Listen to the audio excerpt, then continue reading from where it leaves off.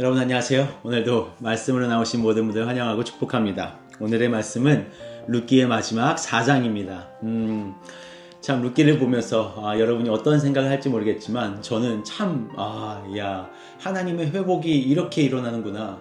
아무것도 아닌 한 사람의 인생을 하나님이 어떻게 바꿔나가시는지를 너무나 잘 설명해주고 있고, 아무것도 아닌 나 같은 사람의 인생을 하나님이 이제 어떻게 하실 것인가에 대한 한 어떤 길이 되어 보이는 것 같아서 은혜가 되고 좀 마음에 이렇게 안정감과 평안함이 주어지는 것 같습니다. 오늘 4장을 보면 여러분, 우리가 여태까지 말했던 모든 내용이 오늘 마무리가 되는 내용입니다. 그래서 중간에 있었던 하나님의 그 섭리, 그리고 인애, 그리고 하나님의 그 높아지심, 왕대심이 이 한 장에 모두 다 들어있습니다. 여러분 4장 1절을 보시면 보아스가 어제 말했잖아요. 일을 그치지 않고 멈추지 아니할 것이다, 이렇게 얘기를 했는데, 보아스가 성무로 올라가서 거기에 앉아있더니 마침이라고 또 얘기합니다.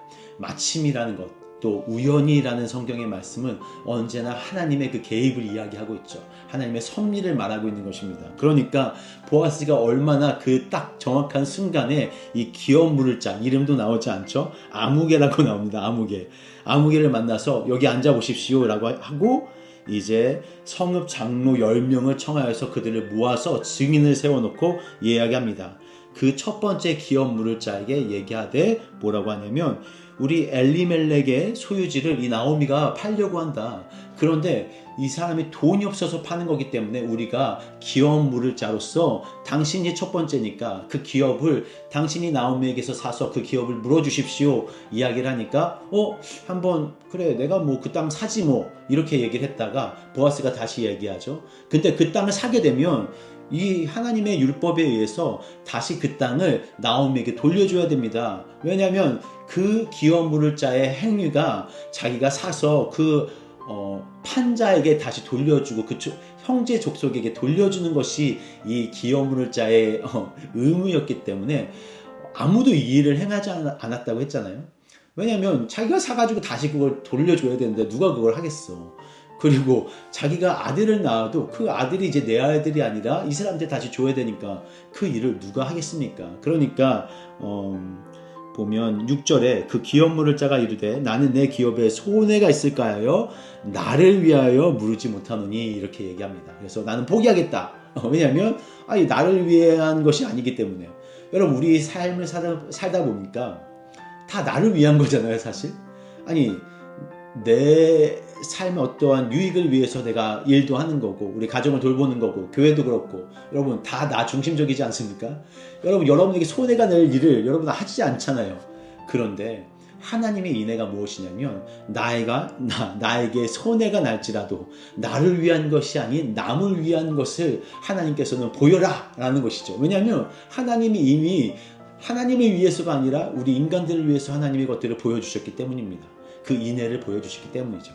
그러니까 이제 보아스가 오케이, 그러면 당신이 물지 않겠다고 이 장로들 앞에서 맹세를 하셨으니 신발을 벗으십시오. 그 신발을 벗는다는 것은 이제 합의가 됐다는 이야기가 되는 겁니다. 원래 침 뱉고 이런 것도 있지만 어쨌든 오늘은 이 신을 벗는 행동을 통해서 자기가 포기하겠다는 그 각서를 쓰게 된 겁니다.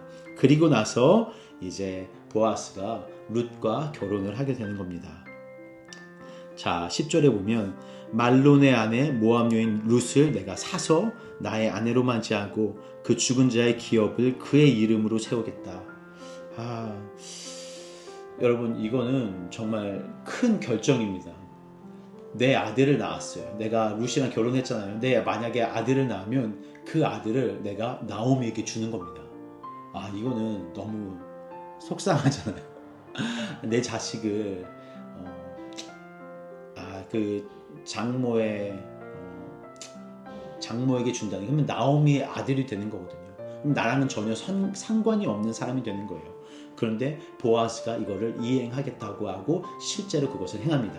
그래서 보아스가 룻이랑 결혼을 합니다. 그리고 하나님께서 아들을 주셨다고 이야기하죠. 여호와께서 13절에 그에게 임신하게 하심으로 그가 아들을 낳은지라.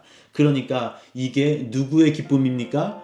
보아스와 룻의 기쁨이기도 하지만 어떻게 보면 더 크게는 나오미의 기쁨이 되는 겁니다. 여러분, 나오미의 이름의 뜻이 뭐라고 그랬죠? 웃음, 기쁨 그런 뜻인데 나오미가 말하라고 부르라고 했지만 하나님은 다시 나오미의 이름을 회복시켜 주신 겁니다. 그러면서 어떠한 것이 또 하나 회복이 됩니까? 바로 나오미와 엘리멜렉의 그 가문이 회복이 된 겁니다. 나오미의 아들이 됐기 때문에 그 오벳, 그 사람이 이제 엘리멜렉의 아들이 되어버린 거예요. 원래는 손자일 수도 있겠지만 근데 이제 아들로서의 역할을 감당하겠거든요. 그러면 여러분 엘리멜렉의 이름의 뜻이 뭐라고 했죠? 하나님은 나의 왕이시다. 근데 그 가문이 끊어졌습니다. 근데 하나님이 이 보아스를 통해서 오벳이라는 아이를 통해 이 엘리멜렉의 가문이 다시 이어지게 되는 겁니다. 재미있게도 오벳의 이름이 뭔지 아십니까? 여러분 바로 servant라는 뜻입니다. 종. 그리고 worshipper라는 뜻이 있어요. 하나님을 왕으로 모시기를 원해서 이름 지었던 엘리멜렉은 그렇게 하지 못해서 자기 뜻대로 자기 소견대로 모압에 내려가서 살았지만 결국 이 가문이 다시 돌아와 하나님을 섬기는 오벳의 가문으로 재탄생하게 되는 겁니다. 그러니까 여러분 우리가 비록 하나님을 떠나서 멀리 갈지라도 하나님이 우리를 다시 돌이키심으로 말미암아 하나님을 섬기는 하나님을 왕으로 모시는 그런 이 사사시대 종말을 얘기하는 오벳이 태어나게 하시고 우리의 이 모든 가문의 회복을 하나님께서 명하고 준비하고 계셨다는 이야기입니다. 그런데 또 멋있는 게 뭔지 아세요? 예수님의 족보에 이 오벳이 들어간다는 겁니다. 원래는 엘리멜렉의 족보이기 때문에 하나님 예수 그리스도의 족보에 들어가지 않는데 하나님은 이를 보아스의 계보를 통해서 말씀하심으로 말미암아 엘리멜렉은 들어가지 않지만 보아스의 아들 오벳이라고 이야기가 나오죠. 그 족보에는 보아스의 이름이 이제 생계를 통해서 이어가게 되는 겁니다. 족보를 따라가지 않고 그 피를 따라 이어져 가게 되는 거죠. 오벳이니까 얼마나 중요한 사람입니까? 하나님을 왕으로 모신 그 아들이 되는 것이며 또한 보아스의 아들로서 예수 그리스도의 계보에 들어가는 이렇게 맞물리는 사람, 이 귀한 워시퍼가 생겨나게 되는 겁니다. 결국 이 오벳을 통해서 하나님은 이새를 그리고 다윗을 준비하게 되시죠. 마지막이 어떻게 끝납니까? 베레스, 그 유다의 아들 베레스부터 시작된 이 모든 계보가 이새는 다윗을 낳았더라로 마무리되면서 이 룻기가 끝납니다. 여러분 사사의 시대부터 이 룻기가 끝나는 때까지 희망이 보이십니까? 절망이 보이십니까? 하나님은 희망이 보이지 않았던 이 사사의 시대에서 희망을 준비하심으로 말미암아 왕이 보이지 않았던 이 사사의 시대에서 진정한 하나님을 사랑하는 그 다윗의 삶을 통해서 하나님을 왕으로 모셨던 이 다윗의 이름의 뜻은 beloved, 사랑받은 사람, 사랑받는 사람, 사랑하는 자 이런 뜻인데 하나님을 진짜 사랑하는 이 왕을 준비함으로 말미암아 이 사사시대의 모든 암울했던 것을 다윗으로 말미암아 종결시키십니다. 또 다윗의 이후의 시대가 또 점점 사사의 시대같이 이렇게 내려가지만 그 이후에 예수 그리스도를 통해서 다시 하나님의 그 사랑을 회복시키는 일들, 이것이 하나님의 패턴이며 하나님의 어떻게 보면 영적인 우리 삶의 어떤 흐름이라고 볼 수 있을 거예요. 그러니까 여러분 절망은 그대로 끝나지 않습니다. 절망은 마지막에 결국 희망으로 끝나고 행복과 기쁨, 나오미로 끝나는 겁니다. 혹시라도 지금 뭔가 되게 어려움을 맡고 계신 여러분, 힘든 상황 가운데 막 지나가고 계신 여러분, 하나님의 계획은 언제나 이래요.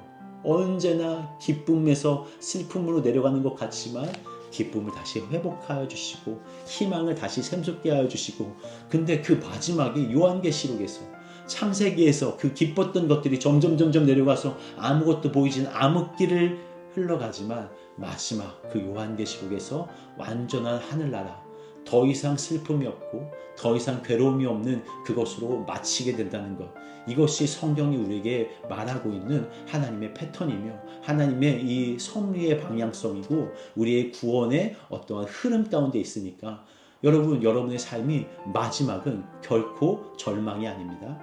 결코 어려움과 고통, 웃음 없는 괴로움이 아닙니다. 여러분의 마지막은 나오미이며 다윗이며 예수 그리스도이며 천국 구원이 있는 것을 믿고 오늘 하루 여러분의 삶 가운데 무너졌던 것들을 다시 한번 세우시는 하루 되시기를 기도하고 축복합니다.